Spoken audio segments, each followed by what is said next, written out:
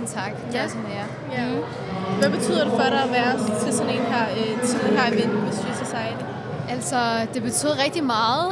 Jeg har været i cykelfodboldverdenen i 5 år nu, og jeg kan godt mærke, at der er sket en kæmpe forskel fra dengang jeg startede til nu.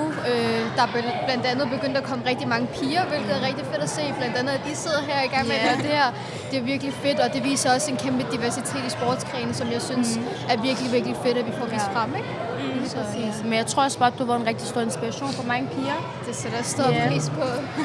Det sætter jeg kæmpe stor pris på. Det er også det, jeg stræber efter. Altså, jeg synes, alle har en eller anden form for potentiale, som skal vises frem.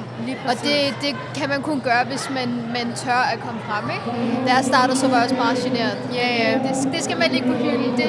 Man skal være åben. Det er en åben community. Alle er velkomne. Det er det, der er så fedt med det.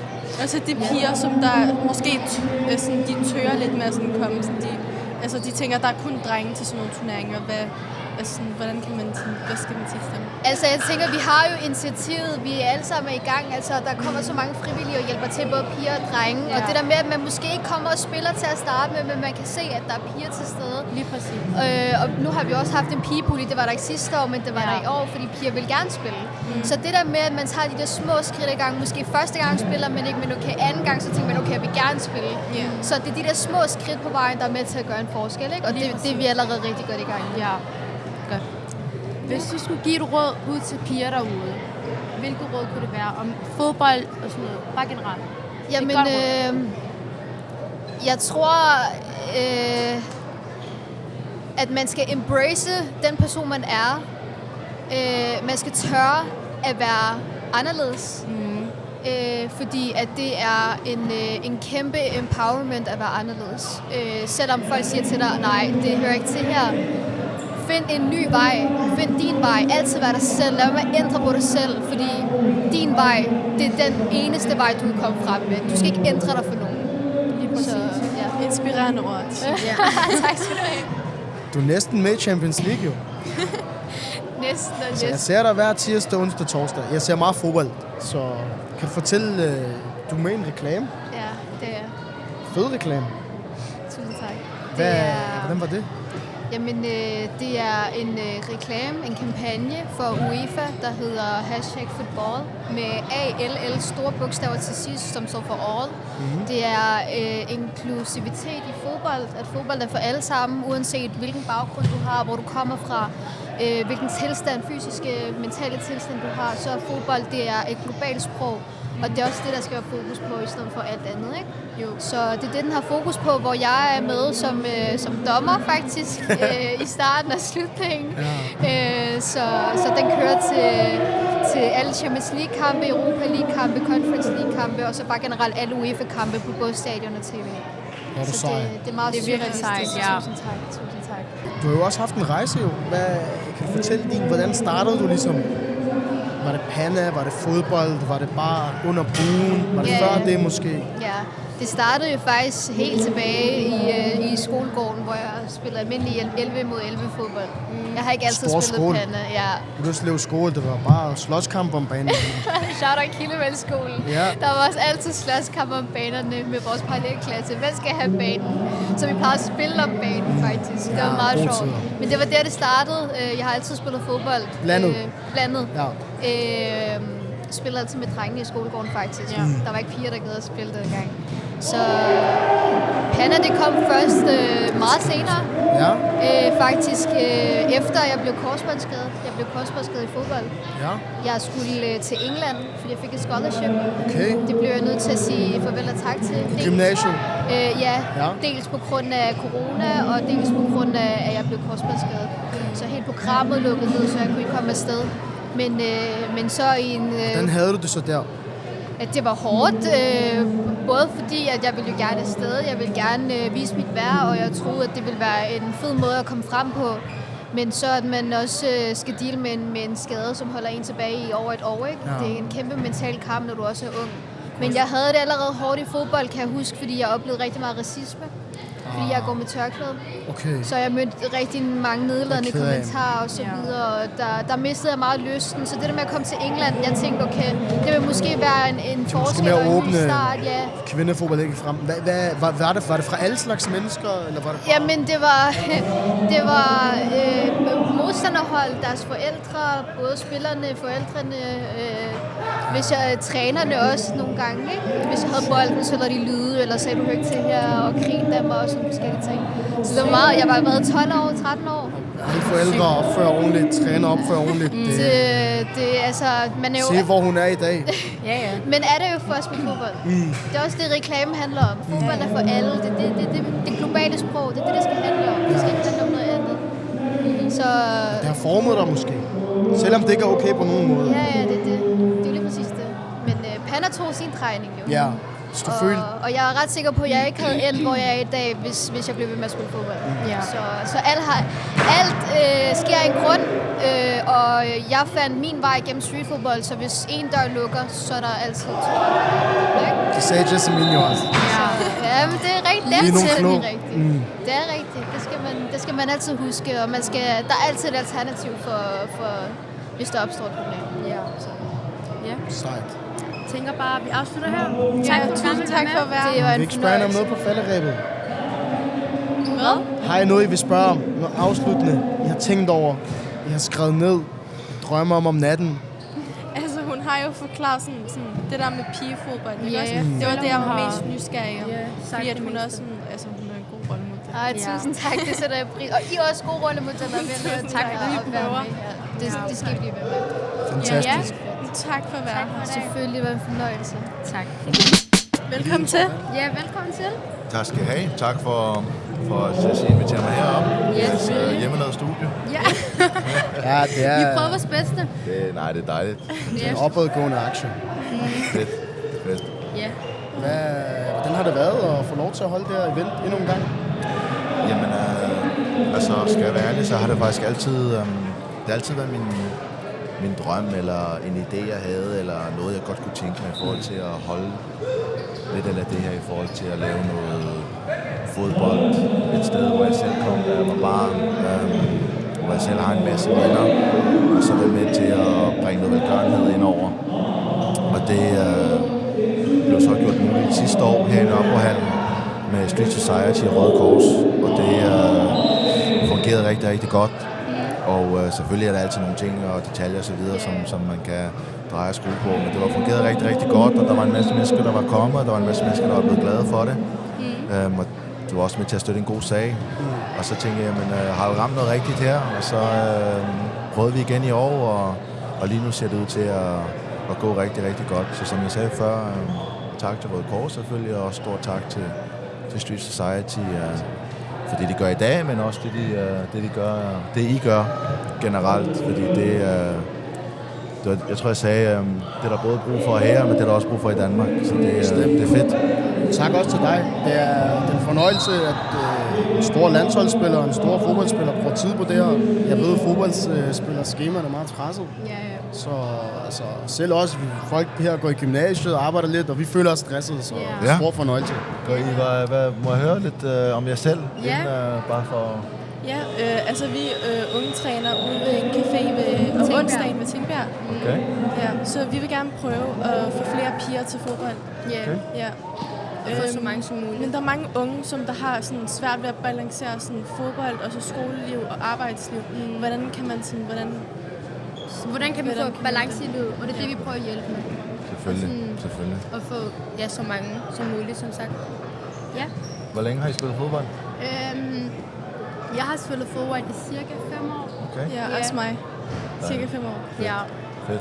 Rania er i semifinalen jo, så det kan være, at de råber hende op om lidt. Så skal jeg ud og spille. Så tager vi den bare videre. Så holder jeg øje. Det er fedt. Ja, dommerne her, Ja. generelt fodboldniveau af dommer. Nu har du spillet i nogle store ligaer, Bundesliga, Premier League, Liga A. Hvorhen er det, at dommeren får mest høvl? Hvor kan man ligesom tillade sig bare Eller hvad bliver der overhovedet sagt? Jeg tror ikke, jeg må sige, hvad der bliver sagt. Nej. Det, så får jeg ballade. Men altså, jeg tror, dommer er en svær ting i forhold til, at der er altid en, der er utilfreds med dig, fordi at du skal jo lave Så du skal jo dømme et frispark, eller du skal tage et valg, så går den ene eller den anden vej. Så der er altid nogen, der vil sige, at det er uretfærdigt dømt. Jeg tror altid, jeg har sagt, at de bedste dommere, det er dem, du ikke rigtig lægger mærke til. Og som lader spillet køre, og som blender lidt ind, og finder en helt klar linje i kampen. Og så også nogle dommer, som jeg godt kan lide, det er dem, som du måske lige kan have en dialog med. Ja. Og som også lige en gang imellem kan sige, ja, ved du hvad, den så jeg måske lige forkert, den tager på min karpe, eller du ved. Så man også forstår, at dommeren er også bare et menneske. Så accepterer man lidt, ikke?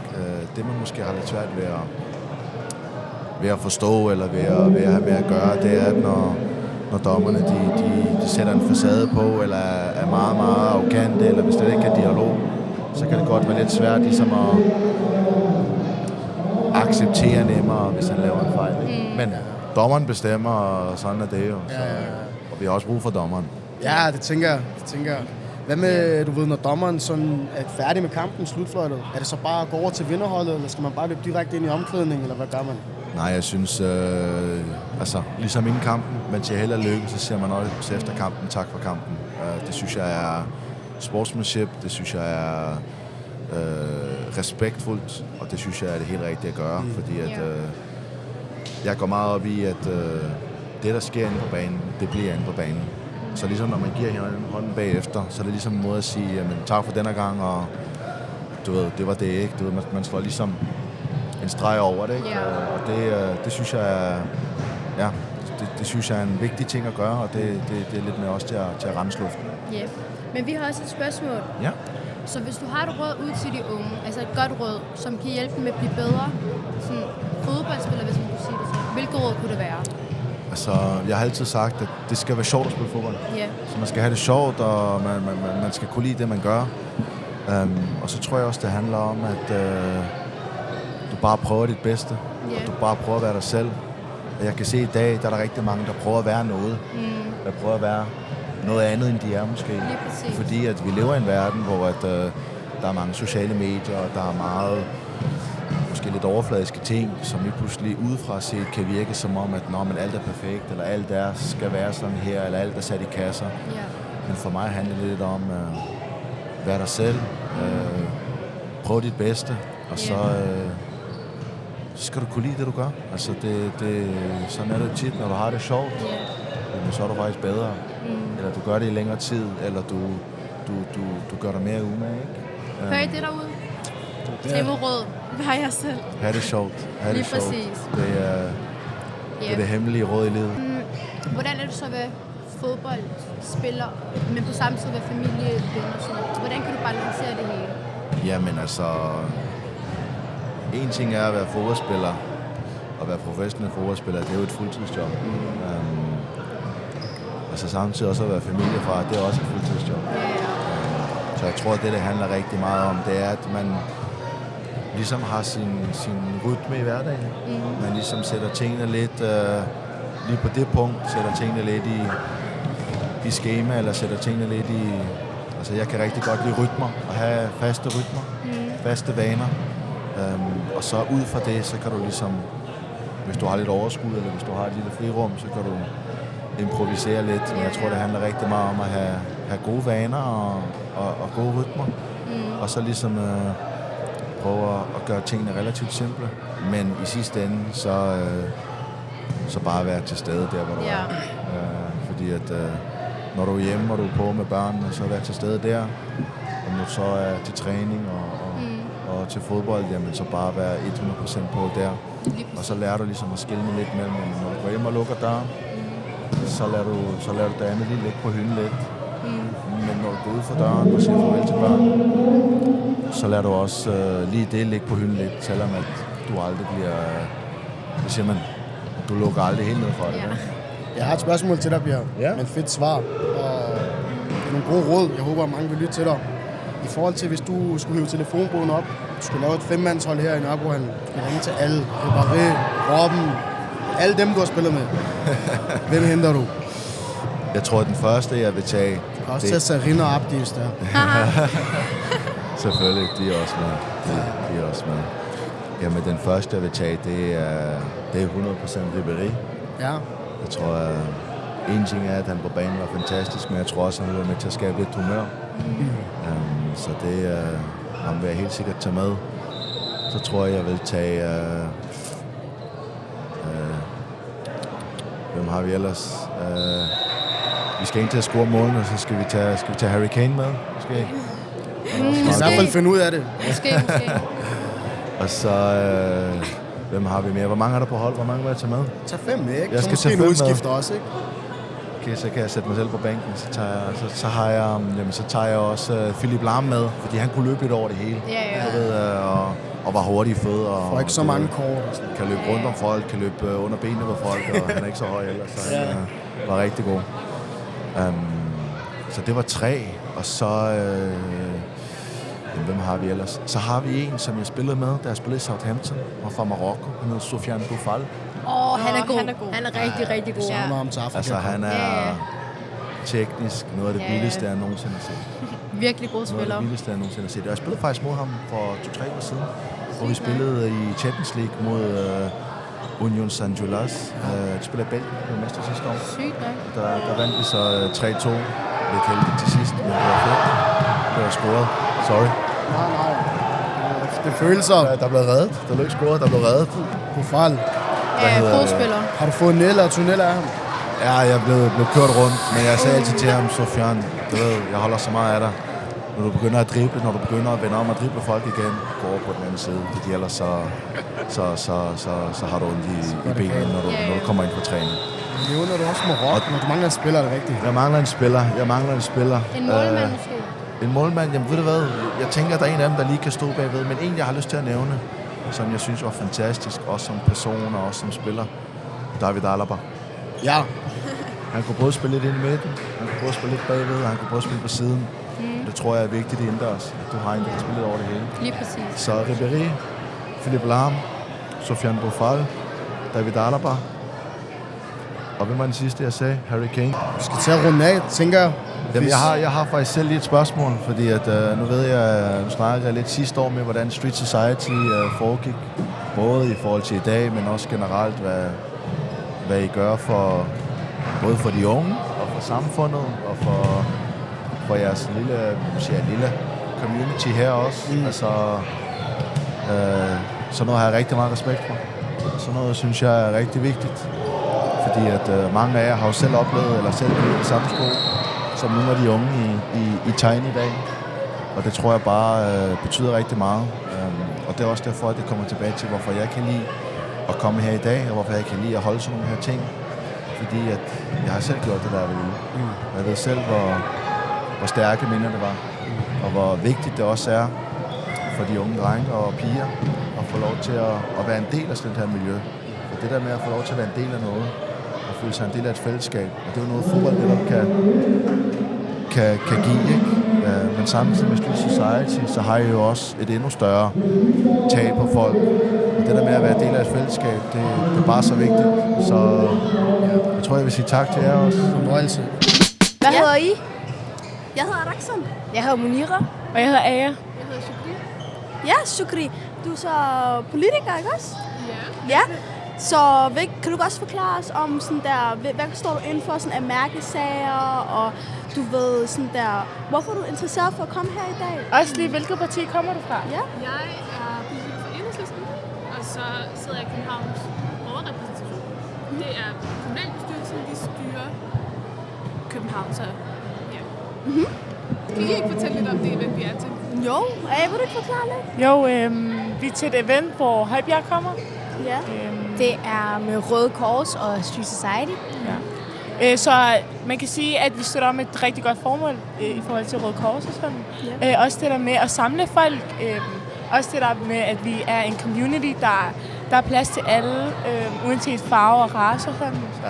Ja, det er rigtigt. Ja, Og at du ved, alle er velkommen, selvom du er pige eller en dreng, og alle kan spille. Og sådan der. Man får også gode venskaber for at komme her. Man lærer folk at kende, man ser hinanden, og man bakker hinanden op og sådan noget. Man er med en aktivitet, man virkelig brænder for. Jeg Ja, har set præcis. mange af dem, der spillede de her kampe, de var virkelig dygtige. De brændte for. Ja, det er rigtigt. Men jeg er politiker, og så en af mine mærkesager er faktisk det her med, at vi skal styrke fællesskaber. Lige netop som her i Street Society. Fordi jeg tror på, at fællesskaber styrker det enkelte individ. Og jeg tror, altså vi mennesker har brug for at være tæt med nogle mennesker. Vi er en del af et større samfund, men jo tættere de nære fællesskaber, det er dem, der virkelig styrker det individ. Og så synes jeg, at jeg kommer til at arbejde rigtig meget med at styrke den infrastruktur, som de civilsamfundsorganisationer står for her i København. Fordi at kan tage sig rigtig, rigtig mange ting, men kommunen kan ikke skabe relationer for mennesker. Det er også det jer, der gør det. Det er ligesom nogen som Street Society, som nogle af de andre aktører, der gør det. Og dem er jeg virkelig interesseret i at forstå, hvordan det er, man egentlig får på en måde. Hvad skal der til for at unge til at være interesseret i at komme til ting? Og hvad skal der til for, at man føler, at man har et tilhørsforhold til sine mennesker, udover selvfølgelig dem, man kender i forvejen? Hvad er det, der egentlig gør, sådan, så at man har lyst til at mødes med nogen, man ikke kender, og så lærer dem at kende? Og det tror jeg, at sådan her tiltag er rigtig gode til, som du sagde. Man kommer, og så kommer man, som man er, og så møder man nogen, og så connecter man og skaber et community. Det er fordi, det er alle, du ved, alle elsker os med fodbold. Så vi kommer her for at gøre noget, som alle godt kan lide. Og sådan der, jeg føler bare, sådan, man bliver sådan forbundet sammen, man kommer tættere på hinanden, for det er noget, alle kan lide, og det er noget, alle bliver bedre til. Og sådan, folk vil gerne vinde og sådan noget. Så ja, jeg føler, at man skaber relationer for at lave noget sammen, som man alle sammen godt kan lide. Selvom du ikke kender hinanden, du ved, men vi ser stadig respekt, og man hjælper hinanden, og du ved, man siger, kom igen og sådan. Ja, synes jeg det. Jo, jeg synes også, jeg er meget enig med Alex. Ja, sådan, Shukri, jeg vil gerne spørge dig om, hvad vil du gøre for os? Sådan der. For jer? Ja, hvad eller for hvem? Sådan os unge, du ved, os unge, sådan, sådan der, hvad vil du gøre? Hvordan vil du bruge din stemme for at, du ved, repræsentere os? Så? For mig er det rigtig vigtigt, at alle vokser op med en følelse af, at alting nok skal gå. Tingene skal nok gå godt, uanset hvad det er, man vælger at studere, uanset hvor mange penge man har, uanset hvor man kommer fra, at jeg skal nok få et godt liv. Og det er rigtig vigtigt for mig, at alle har lige muligheder. Så det kommer jeg til at arbejde for sammen med resten af parti, at alle kan de har lige muligheder for at få et godt og værdigt liv. Og hvad jeg helt specifikt vil gøre for unge, jeg tror, at desværre rigtig mange unge døjer med, at der er rigtig, altså sådan, der er mange, der har mange svære følelser, fordi det er svært måske. Vi lever i sådan en tid, hvor alting bliver lidt lavet om. Tingene er ikke sådan, da vores forældre vokser op. Og så kan man ikke rigtig måske forstå ens forældre. Og de har måske en bestemt vej, de synes, man skal gå. Og de har sådan en måde, de synes, at man kan blive succesfuld på, og man kan få et godt liv. Men verden har ændret sig. Og så er der de unge tilbage, som prøver at finde ud af, hvad de skal gøre for at få et godt liv. Men der er ikke rigtig... Jeg tror, det er de unge, der skal tale sammen. Så for mig, så tror jeg, at det er rigtig vigtigt at gøre sådan, så der er flere rum som de her, hvor der er, man mødes med andre unge, og man definerer sammen, hvad er det egentlig, vi gerne vil? Hvad er godt for os? Ja. Også det der med, at vi er den nye generation, vi bliver nødt til at støtte op alle sammen. Ja. Støtte omkring hinanden. Bare støtte hinanden. Skabe relationer. Snakke pænt. Være ordentlig. Det er bare det handler om at have respekt og kærlighed. Igen, kærlighed, det varmer os alle, uanset. Altså, vi er alle sammen lavet af kød og blod. Vi burde alle sammen tage hånd om hinanden, uanset hvad. 100%. Og så en anden ting, jeg rigtig gerne godt vil gøre for de unge, det er faktisk bare at lytte. Jeg tror, politikere snakker rigtig meget. Nogle gange skal vi egentlig bare lytte. Ja. Så jeg vil rigtig gerne være en politiker, der lytter og hører, hvad er det, der er behov for. Og selvfølgelig har jeg også nogle idéer om, hvad jeg tror, der er behov for. Men ja, så det vil jeg gerne gøre. Ja, okay. Ja. Velkommen til. Jo tak. Så har vi Ali siddende i Street Societys hjemmelavede studie, men det fungerer. Det går. Hvad så, piger? Vil I forklare, hvad I har lavet? Det er jo jeres podcast. Det er jer, der har startet det op. Jamen, det er Ali, der har været vært jo. Hvordan har det været at være vært? Det har været godt. Det er en fed turnering, og nu er det andet år, der bliver holdt den her turnering, og det er altid fornøjelse. Jeg har jo selv arbejdet og lavet meget med Street Society og Panda House i 10 år i hvert fald, så det er bare fedt at sådan komme ud her og opleve det her, som de altid gør godt for communityet. Sindssygt. Har du hæppet på nogen? Ja, altså hæppet. Jeg synes bare, at Altså, jeg hæpper lidt på alle sammen. Det er jo fedt, og det kræver også meget mod at komme og stille op her. Jo. Der er mange mennesker, der kommer og kigger, og de unge, som stadig er nye, og du ved, at de tør at komme ind på den her bane og spille. Det kræver også meget jo at stå på den her bane og spille foran så mange mennesker, og så kommer der også nogle stjerner som Per Emil Højberg. Ja, du har spillet imod ham. Hvordan var det? Ja, det var fint. Det var fedt. Altså, nu har man set ham på tv og set ham rundt omkring, så det er nice lige at prøve at spille mod en rigtig professionel fodboldspiller. Hvem er dig selv? Du er ikke fra København oprindeligt, vel? Nej, jeg er fra Ishøj. Har du så været i Nørrebrohallen som ung? Ja, jeg har faktisk det første gang, jeg er i Nørrebrohallen. Virkelig? Ja. Første gang? Første gang. Ej, Var du der ikke sidst? Nej, jeg var der ikke sidst. Husker jeg forkert? Ja, men jeg var der ikke sidst. Det er første gang, jeg er i Nørrebrohallen. hvad med da du var yngre og sådan noget? Hvor spillede Jeg er man? fra Vestegn. Jeg spillede i Ishøj på Ishøj Idrætscenter, og Viborgholmskolen, Vejbroskolen, Strandgårdsskolen. Havde I nogle gode turneringer og sådan noget? Ja, vi har altid også en julekop hvert år. 25. december, som vi også spiller. Skud ud til Ishøjs julekop. Ja, tak. Vinder man i præmie Gillette, eller? Du får når du skruer flotte målwaller, så får du Gillette.